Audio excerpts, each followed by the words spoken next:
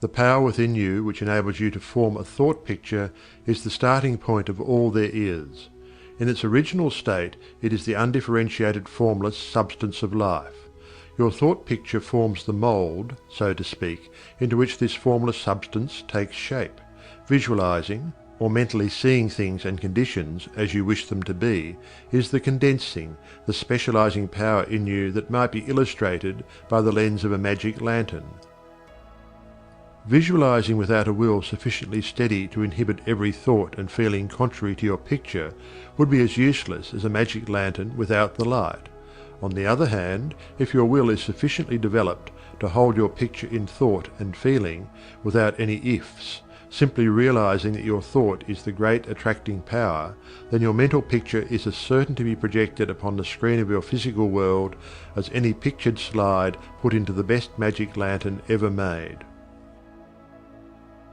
The joyous assurance with which you can make your picture is the very powerful magnet of faith, and nothing can obliterate it. You are happier than you ever were, because you have learned to know where your source of supply is, and you rely upon its never-failing response to your given direction. When all is said and done, happiness is the one thing which every human being wants, and the study of visualization enables you to get more out of life than you ever enjoyed before. Increasing possibilities keep opening out more and more before you. When you first begin to visualize seriously, you may feel, as many others do, that someone else may be forming the same picture you are, and that, naturally, would not suit your purpose.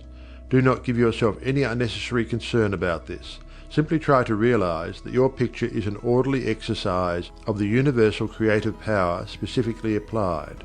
Then you may be sure that no one can work in opposition to you. The universal law of harmony prevents this. Endeavor to bear in mind that your mental picture is universal mind exercising its inherent powers of initiative and selection specifically.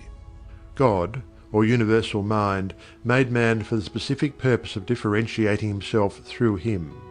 Everything that is came into existence in this same way, by this self-same law of self-differentiation, and for the same purpose.